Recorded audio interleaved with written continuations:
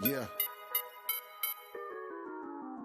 Yo, let's get it poppin' like some bacon grease. The beat is knocking like Jehovah Witnesses invade the streets. I'm related to David. It's my nature to slay a beast. Even with the nicest intentions, I do the same to beats. The objective is elevating the Savior King. We lift the Messiah so high that he's over everything. But in our efforts in glorifying him faithfully, we're berated with hate while they're yelling.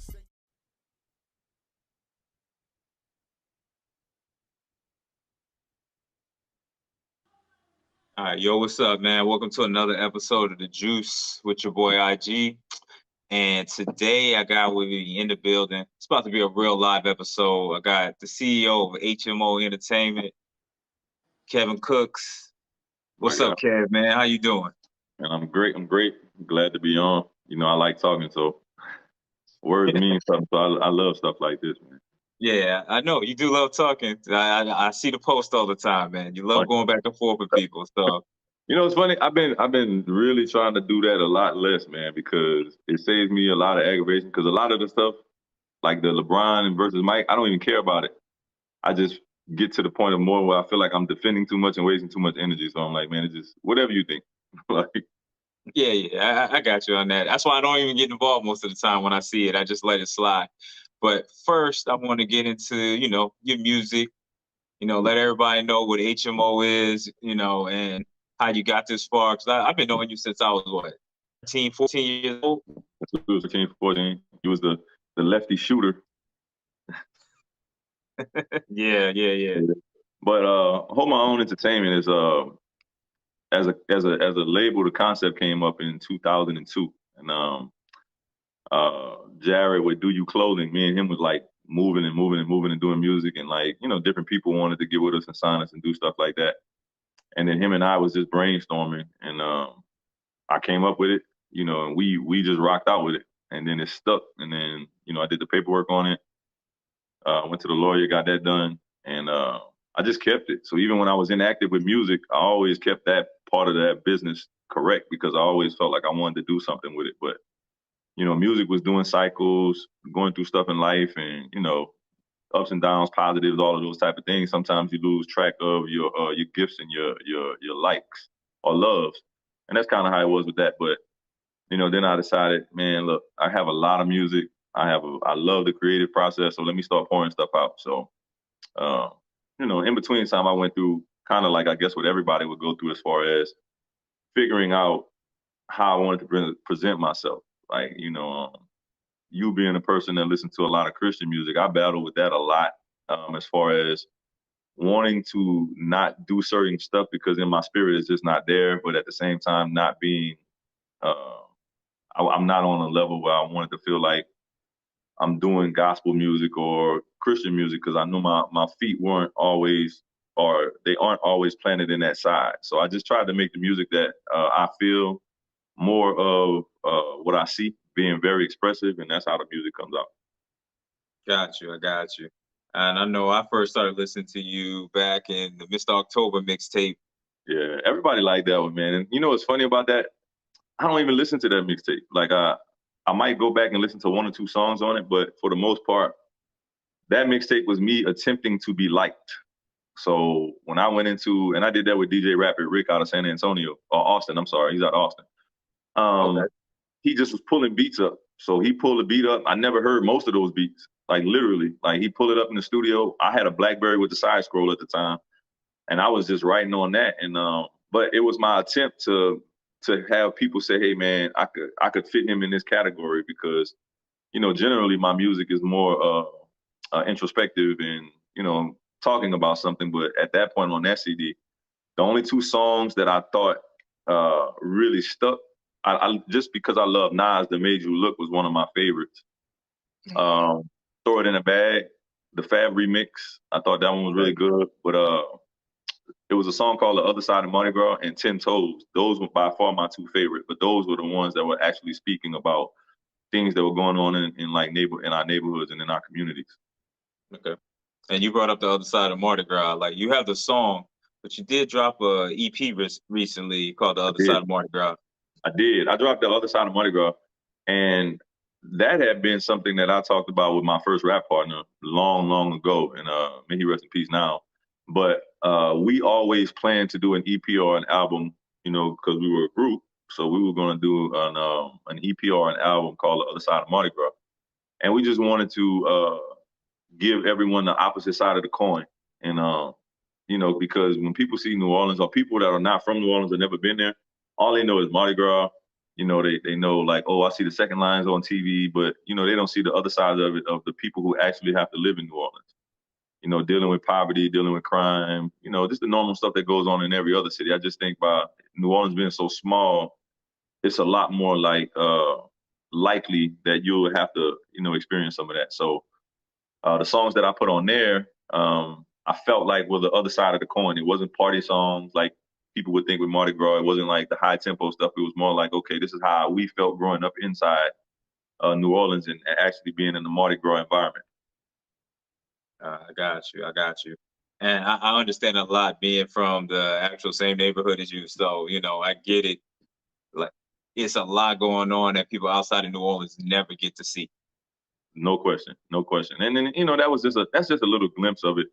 And most of the time when I don't have like these ideas when I start doing music. I just listen to the beat and like so when we play a track and then I hear it, that's usually how my writing process starts. Like I have no idea what I want to write when I get in the studio.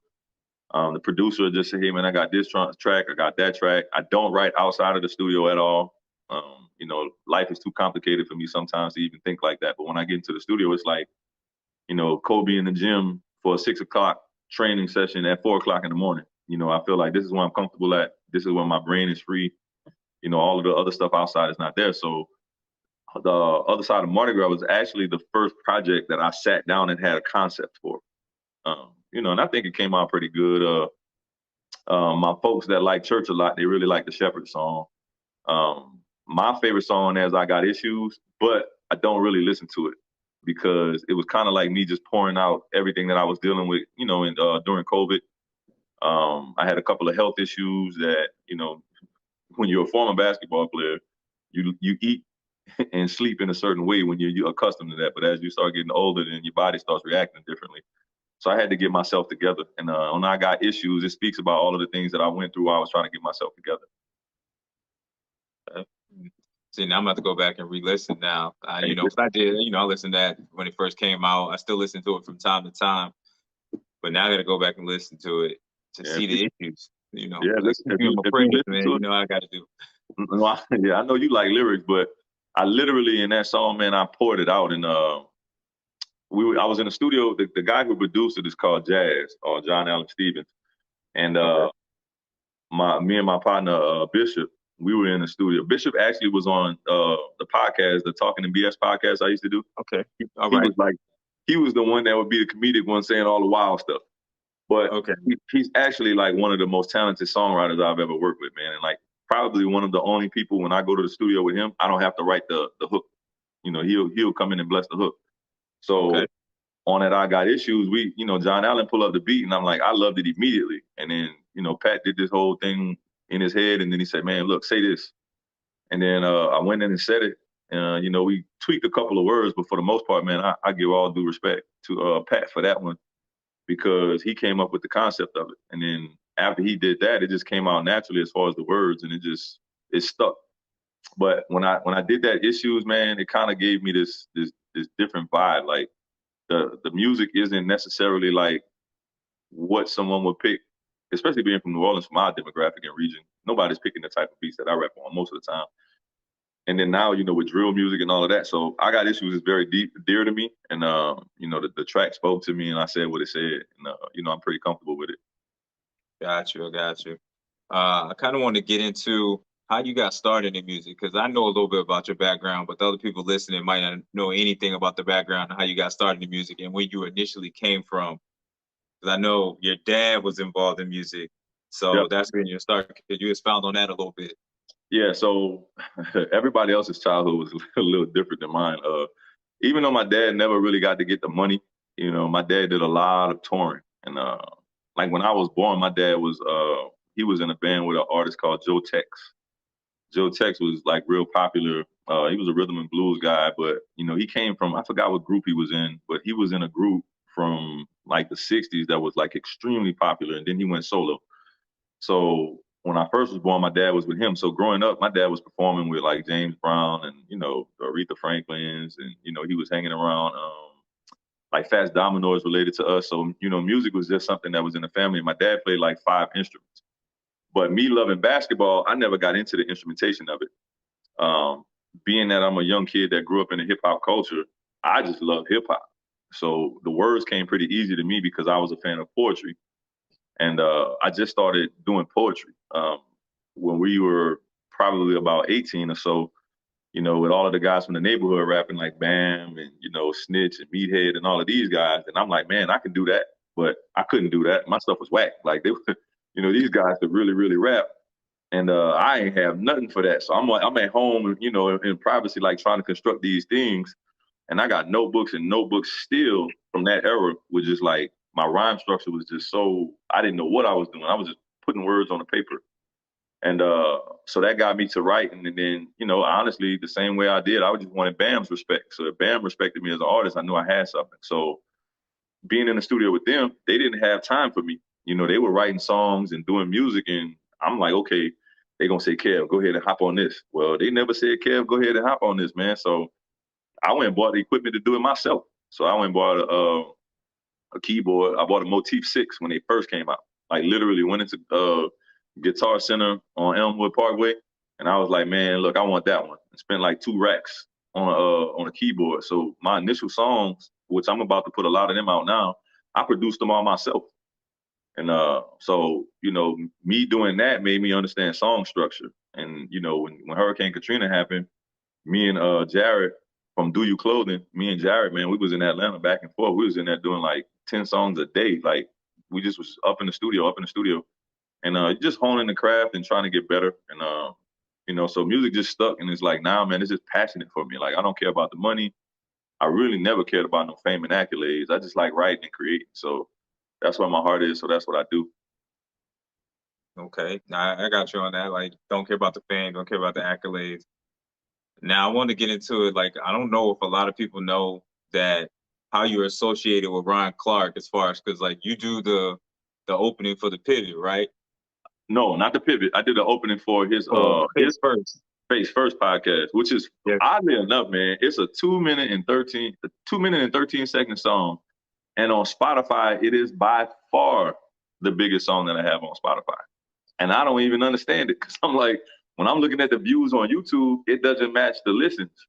But everybody loved the song so much because they was like, man, we can't never change that song. So even when he gets back to doing that farm, and oddly enough, I was okay to do the song for the Pivot, but it was after the song that's on there now was already there. Okay. So they started blowing, and then it was like, hey, man, I don't know if you need to touch this. Like, because it's almost like the Power song when 50 Cent switched it and let Trey Songz do a version, and they like, hey, man, what is this? You know, Right. It's a good song, but you didn't need to touch it. So it's kind of like that with it. You know, Ryan's my brother, man, like godfather to his daughter.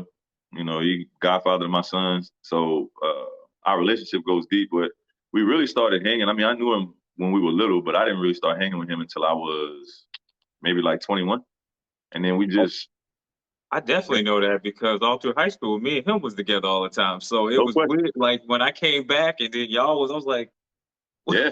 But it was funny, the relationship started so organically, man, because we had mutual friends, and then we used to go to LSU and watch the games, you know, laying around the floor and just partying and being kids. And then when he got out of college, I just always was like, man, you know, supportive, being around. And then we just, you know, it just clicked. And like, you know, when you see good people, man, just like yourself, like I consider you a lifelong friend. So, you know, it just so happens that friend, you know, hit the public stage and had some opportunity to give me. And like, to be real, man, he don't have to look out for me at all, but he does. Like every time he gets an opportunity, like, hey, man, like even with his DB Precision Training, I do the soundtracks for that. So that's on my, So the Retreat 1, the Retreat 2, that's on my label. You know, he didn't have to do that. He could have made a label for himself and did it. You know, he's throwing me alley-oops, man, and I'm ever appreciative for it. And the first one I pretty much did a lot by myself, as far as, you know, the songs. The second one I tried to get a couple of more guests. The third one gonna be crazy though. because it'll be a mixture of this. I'm already starting to get the beats and everything now to gather that up, but it's definitely going to be a crazy situation, man. As far as the music is going to be a lot better. I'm gonna try to get more artists involved that I respect. You know, that's a big key, but I just want it to be good music. So, you know, the connection with me and Ryan is, man, that's just definitely family. Like his mom calls me son, I call her mama. Like she literally texts me every day and gives me a Bible verse with a YouTube with a Go ahead, YouTube Mama video. Sheila. Man, Mama Sheila, man, she's special, man. So, you know, that family is just a connecting like that. But, you know, he does look out for me as much as possible. And like I said, my mouth was watering when he said I was gonna get the pivot song. I was like, man, I'm gonna kill this one. But, you know, it was moving so good. I was like, man, I don't know if y'all need to touch that. Like that's a classic. And then you can have a good song, but if it's not resonating like the classic, the internet is gonna kill you. And I was like, nah, man, I don't even want the problems. Like, Yeah, man, it's crazy because like being that I, played ball with Ryan and all that, and like we were real tight. And then I remember switching schools and you being there, like, and all that. Then I was like, man, they ain't never hung out. And then all of a sudden, I'm like, in the 20s, y'all tightest. yeah, So I mean, it was just wild to me.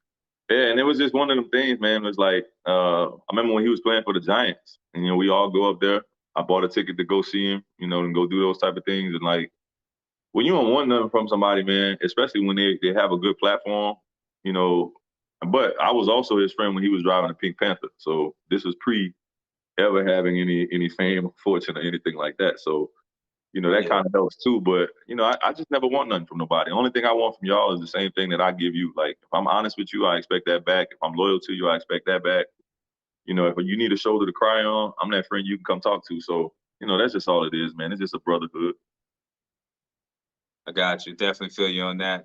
You always showing support. I can't even say the word support. So, I always try to show my support for you. And I want to Same get with me. into, like, I know now you got your Say More shirt on, you know what I'm Definitely saying? do. And tell people what the Say More movement is because I see you've been doing a lot with that lately. Hey, another funny thing. I know I mentioned Bishop again. And when I say funny, ironically, it seems like he's always around when I get these sparks because the dude is Okay. so creative, man. And when you in a space with creative people, it makes for a better vision and version of what you're doing. So even like with the Drake situation, when they were saying he had ghostwriters because he had that song written, and he did get that song done, but when you have people in there that can affect you in a way, especially when you're used to doing everything yourself, it kind of gives you this extra thing. So we did this song that's produced by my homeboy AG. AG is from New Roads, and but I met him in Houston, and he lives in LA now. He's producing, and you know he's doing his thing. But he sent me a beat called "The South Is Talking," and it's actually the picture that's on the sweatshirts that we made that Ryan's daughter drew. Okay. Yeah. That's the cover art for that single. Well, when he sent the track, you know, it's me, Bishop, and then I got another homeboy, man. You need to check him out. His name is Mikey ISO, and he's from Houston. He's really, really dope, man. He's like, you know, Outkast meets UGK type feel, you know, as far as the way that he puts his music together, but very poetic and almost like a what's old boy from DC, Wale. So Wale. if Okay. you mix Wale, UGK, and Outkast all together, that's kind of how you give a Mikey ISO. But anyway, on that song that we did, Bishop had a lyric and he was like, y'all be like, say less. I be like, say more. And I was like, man, say more. Like, yeah, that, you know, now my marketing degree starts picking up and I'm like, bro, that's it. That's a slogan right there. So, you know, in the hashtag environment, I was like, man, we're going to use that. So I went ahead and put it on shirts, put it on hats. And Wow, yeah. like the hat that you got, there you go, the trucker hat. And Yeah, we got that. yeah, so, you know, the say more to me just means that I just want people to be okay with that depth. You know, like it's okay to say something, no matter how you present your art form. Just let it be good, man. Like, you know, don't put out no trash. Like, love the art form. Put your words together. Put the music together in a way that makes sense. Like, I listen to No Cap. I listen to NBA YoungBoy. You know, so I'm not a person that's like, man, this newer music sucks. It doesn't. It's some really good guys out here, but some of these guys are just chasing the money and they're forgetting the art form. And then, you know, politically and socially and even like in a way of, you know, saying that you are really big and you say all the time, man, I don't really listen to secular music, but I mess with your music.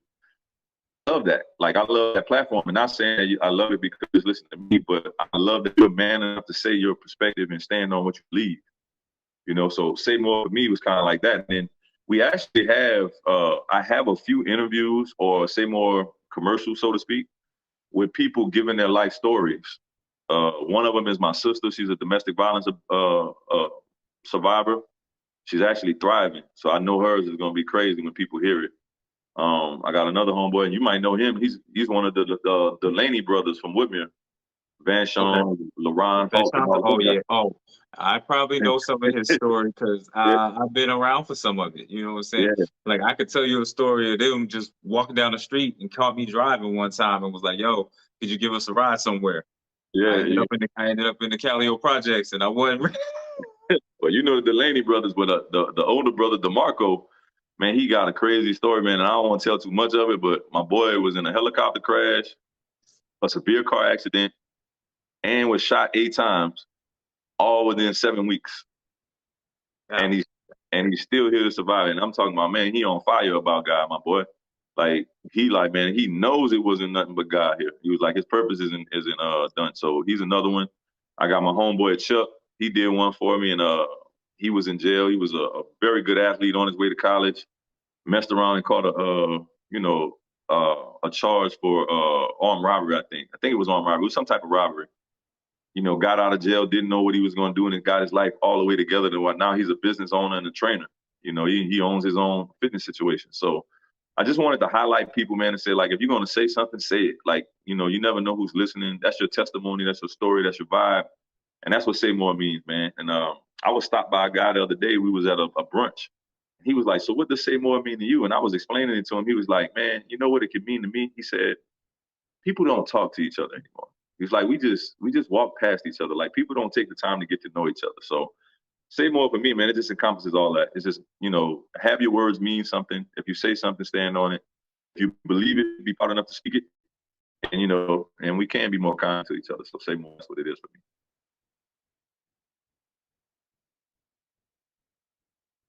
A little bit because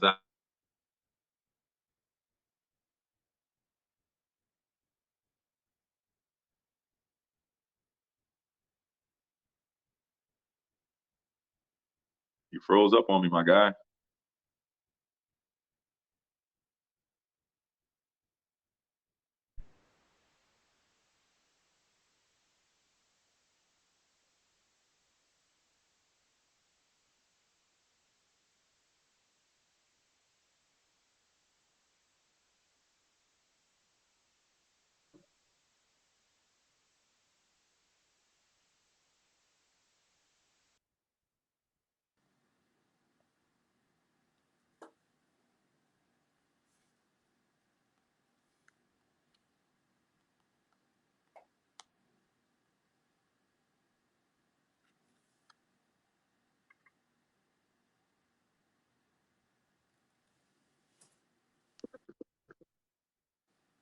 His internet messed up. Possibly. Man, my boy Junk over there, he got to get off that cricket service, man. Get him some AT&T. Hey, you're listening to the Juice Podcast on SGR 81.4. IG's having a couple of technical difficulties, and we are listening and watching on Facebook, Twitch, YouTube, the socialgoats.org website, and he's back. And we're going to get back into the show. You good, my boy? I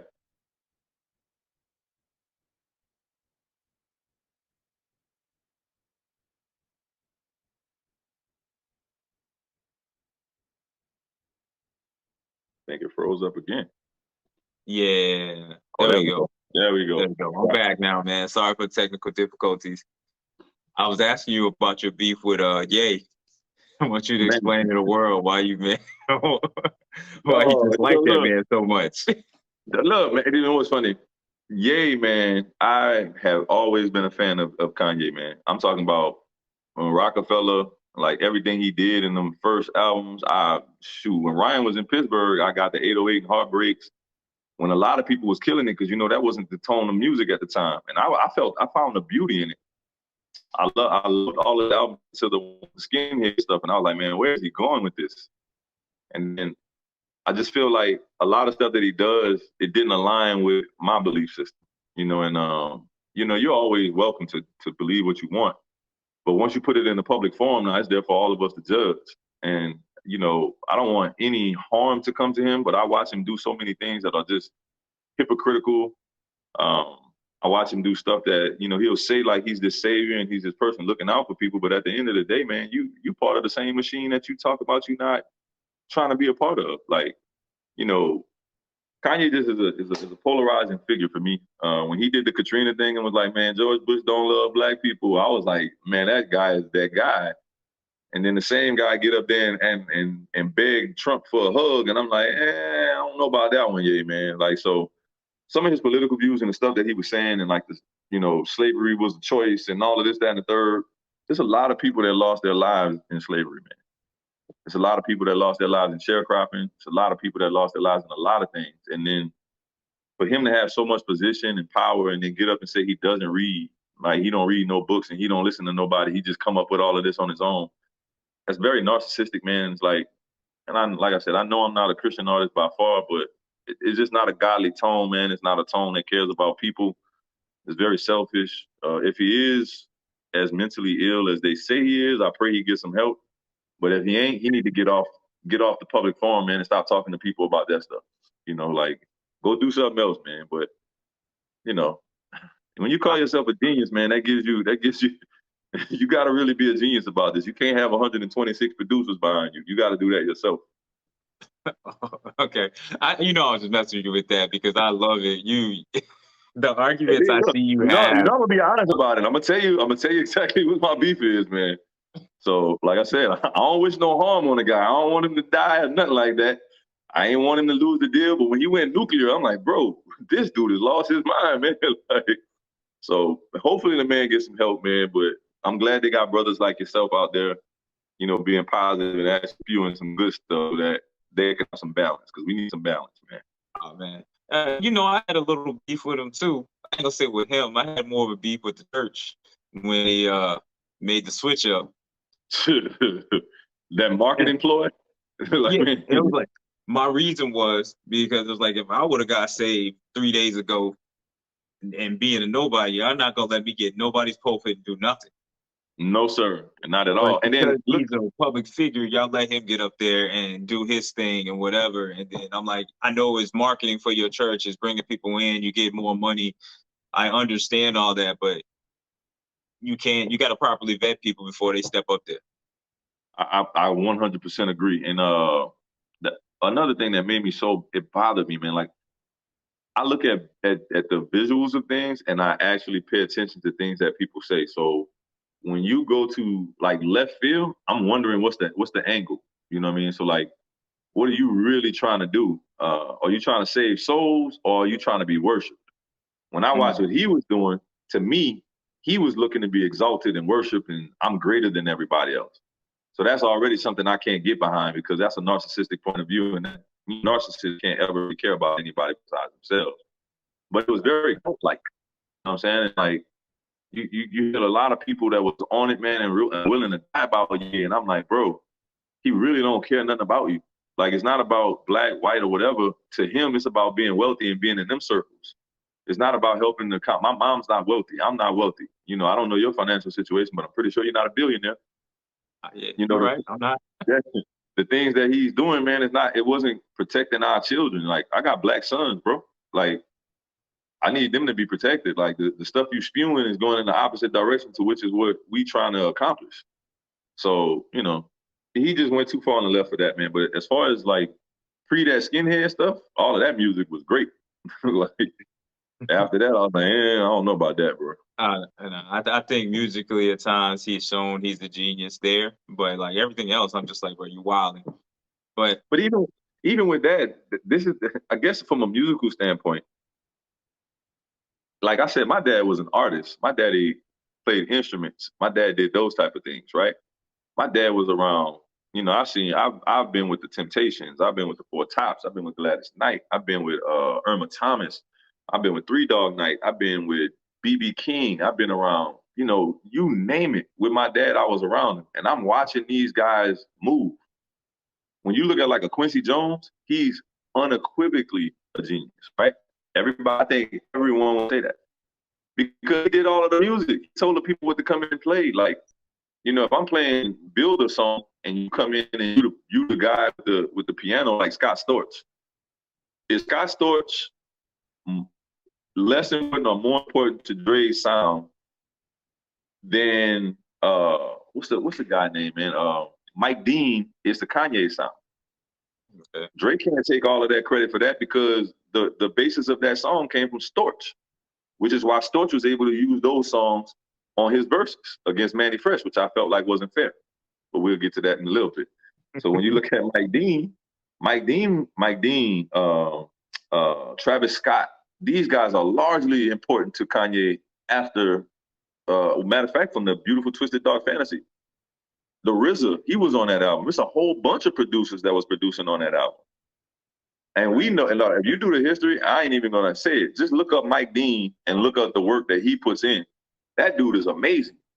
And he's responsible for a lot of stuff that was going on in Kanye stuff. So to me, Kanye started doing the stuff that Puffy was doing people. He'll come in and put a hi-hat on it and be like, hey man, I made that. That I did that song. And the producers ain't really getting the credit that they deserve. But I think Kanye kind of got into that vein for me. And like, I can't respect you saying you're a genius if you got 42 people working on a song, you know what I'm saying, and doing their thing. Yeah, you have a vision, but I need to see you put that, put some more effort into it. So I'm short on the genius thing. Is he very talented? He's extremely talented. He's a great artist. But on the genius thing, man, if you ain't working like Quincy, it's gonna be hard for me to label you that. See, this is why I enjoy talking to you, because you got a different perspective, because you're more into the instrumentation and things of that nature that I'm not into. Like, I'm into lyrics. I ain't even worried about who doing the stuff behind the scenes. And even with that, when we listen to his lyrics, that's Sci-Hi. Sci-Hi the Prince. Yeah, he wrote a lot of stuff for Kanye West, and Kanye West threw him to the wolves. Like, went on one of his little rants, and now he don't even talk to the man no more. And that guy's dope. I honestly think he took, man, Sci-Hi probably got money out the deal, and I pray he did because he put a lot of legwork in for Kanye. But I think Sci-Hi gave him like a lot of his great years when he could have been trying to pop. He was writing for Kanye and staying behind, because if he come out rapping the way he rapping, people gonna be like, man, I heard that before. Now you gotta tell people, hey man, that's my sound. Like, that ain't Kanye's sound. So I think Sci-Hi he got the bread, he got the situation, but as an artist, I think he probably stunted his own growth, because now, you just a songwriter for Ye, but he could have been somebody that was really up there. So, because bar for bar, I don't know many people messing. I don't care what region you're from. Sci-Hi can rap. I got you. Bar for bar, Sci-Hi is type. And, since we've been on me and the Christian stuff, I have got back into listening to other stuff, basically for this show, because I'm not limited the lane I'm in. So right. I need to hear everybody. So right, I get it. Yeah. So I had something else, but oh yeah, tell the people, what you're working on in the future, man. So I can hurry up and get you out of here, because I got a 1-year-old and he about to start wilding out in a little bit. So hey man, I got a 5-year-old, man. So I get it, man. I understand it, because I'm surprised y'all can't hear him upstairs now, because I know he tearing it down upstairs, man. But I'm right now, man. I'm about to put out another project. I haven't named it yet. I'm going to put out all of my unreleased music. So I think I've been pretty consistent in 2022. I want to keep that up in 2023. I got the clothing. I got more stuff coming on that. So that's on www.holdmyownshop.com. You can get the Say More shirts. We're going to be hitting the YouTube with the videos from the Say More project. Just keeping it artistic, man. I want to start doing some shows, like fashion shows mixed with music, but in like quaint settings, especially since COVID is seemingly letting up a little bit. And then, we can get back around and start maneuvering a little bit more. I just want to stay active music-wise and, continue to put out good content. And like I said, I'm not now, nor have I ever been worried about the fame part of it. I just want, like, when a person like yourself that I know loves music will say, man, that was dope. That means a lot to me. You know, it means a lot more to me than just, you know, 1,000 people that don't really care what I said. They just like me because somebody else said it. You know, it means a lot. So we just gonna continue. My little brother is actually one of the artists on my label, and his music is definitely not hip hop, but in his own right, he is super creative, man. And like as a producer, he's on a different level. He has his own sound. It's hip hop influenced. It's a lot of rock and roll, blues. He's actually one of my siblings that plays like 4 or 5 instruments. He's in college for music. Okay. So his music is just different, but it's crazy, you know. So I'm just continuing to put the art out, man. So art first, you know, integrity is in there too, and you know we're gonna keep it going like that. All right, thanks, man. I definitely appreciate you coming through. Thank you, my guy. Thank you for having me. I didn't introduce you properly though at first. I forgot to say, Mr. Your favorite writer's writer. Oh, you know, I forgot all that, hey, man, but you know what I'm saying. Hey, all of those things, man. But at the end of the day, I just want everybody to know, man, music is something for the soul, man. So be careful of what you tell people. And if you're gonna put one side of the coin out, put the other side out too. We know there's a side to the streets, but tell them about the prison terms and the death and the destruction that comes along with it. So don't mislead the youth, man. So that's all I gotta say about that. Hey, on that note, let me give them a Christian song to listen to. Go ahead, man. I know it's fine. I know it's fine. The Game, Lecrae featuring Waka Flocka. So there you go. Man, I definitely appreciate you, man. So I'm trying to think. My next episode probably, I think it's Saturday. I got one Saturday and Sunday coming, so I got something special coming up. Working towards it. I got Siobhan Herndon, who works for ESPN and also Houston TV. She's an Emmy-winning producer for the Olympics, so she'll be coming through. And I think I got Kurt Legacy, which is an awesome rapper. So make sure y'all tune in. Thanks, Kev, once again. This is the juice, man. All right. Supposed to go salute. Yes, sir. Oh, mama, put healing in your name. Because it will not be a sin in the eyes of my God when he gets back. Also, yeah. Like China's but hold my own. So that's a relation.